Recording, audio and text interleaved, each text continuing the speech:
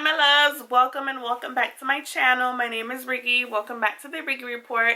So today I am starting a new series on my channel. It's called Failed Bank Fridays, where every Friday, well maybe not every Friday, but on Fridays we're going to take a look at some banks that have failed in the past. So we all know about Lehman Brothers and AIG, but there are also some other really cool banks that have failed that we don't really ever get to talk about. So today we are going to go over the first bank in the series, and the bank is called Riggs Bank. Now this bank is actually really interesting, and I'm surprised that people don't know more about it. Riggs is probably one of the most important banks in U.S. American history. It is known as the Bank of Presidents.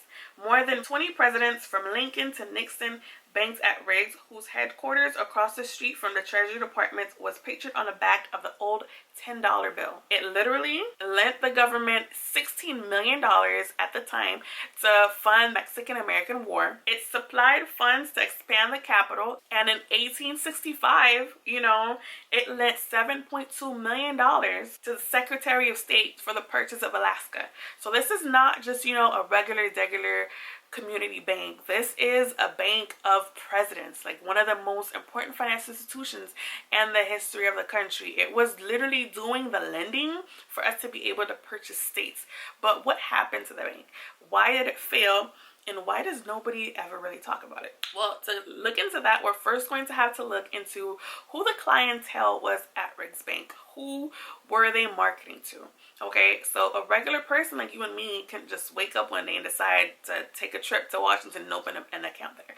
No, they were the bank of diplomats. They focused specifically on, diplomatic relations, people with connections, and that was their bread and butter. At one point, 95% of all foreign embassies in Washington, D.C. had accounts at Riggs Bank. That's insane. So because of that, it exposed the bank to very specific risks. And it's crazy to think about nowadays, but at the time, Riggs Bank was so important to the American society that a lot of the senior bankers actually had CIA clearance. Even though it was such a powerful and important bank, there were three main scandals that rocked the nation and that pretty much brought the bank down. Let's talk about the first one. The first was the alleged involvement with Saudi royals and the alleged financing of 9/11. As the story goes, in 2000, a man by the name of Omar al-Bayoumi opened bank accounts for two of the would-be hijackers of the planes on September 11th. After the situation happened, he allegedly received a wire transfer totaling tens of thousands of dollars from the Princess of Saudi Arabia at the time. Princess Hafia bin Faisal, the wife of Saudi Arabian ambassador Bandar bin Sultan, through a Riggs bank account. And obviously during that time, this was a crazy situation, and the FBI and the CIA had gotten involved, and they were really upset with the bank because this was a major terrorist event that happened on the U.S. national soil. That was the first big scandal. And then there was Pinochet. Now, with Pinochet, the bank was involved in some cartoonish level evil James Bond villain type of dealings, right? For those of you who don't know, Augusto Pinochet rose to the ranks of the Chilean army. In September of 1973, however, he seized power in a coup against Allende with the support of the U.S. In December 1974, the ruling junta, which was his government, appointed him as the supreme head of the country by a joint decree, and he became officially the dictator of the country. No one could oppose him. After his rise to power, Pinochet began an increasing persecution of the people of his country. Anyone who spoke out against him were dealt with swiftly. This ended in about 3,200 people dead and about 80,000 people in forced labor camps. As you can imagine, it was a very fucked up situation, with the disappearance of about 3,100 more people. People who to this day, their families have never gotten any closure about what happened to them. Now, it's to be acknowledged that the entire time that Pinochet was committing all of these atrocities, that, he had the full support of the United States government. they were behind him 100%. They sponsored it. They provided the money. They provided the cash. It wasn't until around 1998 when, you know, the relationship started to sour in the 90s, and in 1998 he was arrested, not in America but in England. Now, because of that arrest, there was issued an international asset freeze on all of his assets all over the world. However, the FBI soon discovered that the bankers at Riggs London were helping Pinochet move his money from his banks in London and New York to his home in Chile.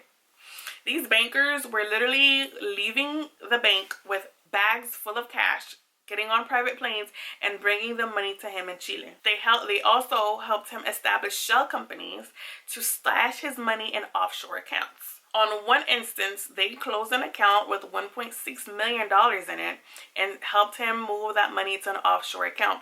They even went as far as to help him different account with $1.9 million in it into $50,000 cashier's checks, and then brought them to him in his home in Chile. Like, this is insane. Now, allegedly, you know, the higher ups at Riggs claim that they didn't know that any of this was going on, but to be honest, they should have known, right?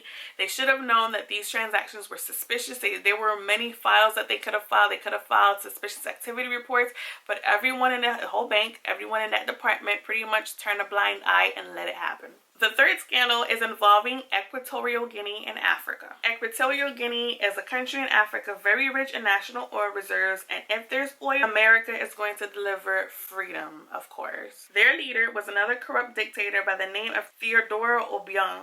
And if there's one thing about Riggs Bank, they love them some dictators, okay? After he rose to power in 1979, anyone who opposed him was sentenced to death and was executed by a firing squad September 29th, 1979. Now, after they put him in power in 1979, the relationship between him and, you know, the United States started to sour until after 9/11, when the United States decided to strengthen its, you know, international relationships and stuff like that. So they started to bring their allies a little bit closer, which, you know, is him. And if you don't believe me, there are pictures of Obiang with Condoleezza Rice. There's even pictures of him with President Obama. These are not like deep fakes or anything. It's literally like public information. While the bank was under investigation, it was discovered that Simon Kariri, the employee in charge of the Equatorial Guinea account, was laundering money from the Equatorial Guinea account to accounts held in his wife's name, but also accounts held by the children and close relatives of the president. So he was funneling money out of the accounts of the actual country to people associated, right? At its peak, the Equatorial Guinea account was at $800 million at Riggs Bank, right? And in September 1999, an offshore account was established in the Bahamas, and Riggs Bank funneled about $11 million of that state money to the account for the benefit of the president's son. There was also another 16 wire transfers totaling $26.4 million that went into different accounts that were never accounted for. There was never an explanation given. The money was just in the account one day, and then it was sent off offshores to a million other shell companies with no explanation ever given. And you would think that, you know, you would think that just sending wires and stuff and making fake cashier checks was, you know, everything that they were going to do. But it doesn't stop there. A suitcase stuffed with millions in cash was being hauled off by a bank officer handling the Equatorial Guinea account into the Equatorial Guinea embassy. Like, they were literally like not even being discreet with it. They were just like putting money, stuffing money in suitcases and then taking it down to the embassy. Like, brilliant. Now, to be honest, this entire situation was probably going to be thrown under the bus if it wasn't for an article in the Wall Street Journal on December 31st, 2004. In that Wall Street Journal article, it detailed pretty much all of the ties of Riggs Bank to the CIA, to the FBI, and just how high up you know, the corruption goes. And for a lot of people, it was really unbelievable that these bankers were hoarding the money of all of these corrupt individuals and doing all of this money laundering, and they had access to the CIA for the CIA to not know. So either they knew and they didn't care until it was, you know, opportune, or they were, you know, what's the word I'm looking for? Ignorant. So the CIA and the FBI, not wanting to look bad and not wanting to lose public confidence, pretty much had to do what they had to do, and Riggs Bank had to take the fall for the situation. In 2005, they were ordered to pay $16 million for violating the Bank Secrecy Act. And in 2005, that same year in 2005, the family that were the owners of Riggs Bank agreed to pay $9 million to the victims of Pinochet. But it is to be noted that the victims of Equatorial Guinea literally to this day haven't gotten any reparations at all. So eventually the bank was purchased by what is now PNC Bank here in America, and the original Riggs Bank location has been turned into the Riggs Hotel in Washington, D.C. So there is a piece of history for you. Let me know what you guys think down below. Don't forget to like, comment, and subscribe, and let me know what you guys want to see next. Have a great rest of your day.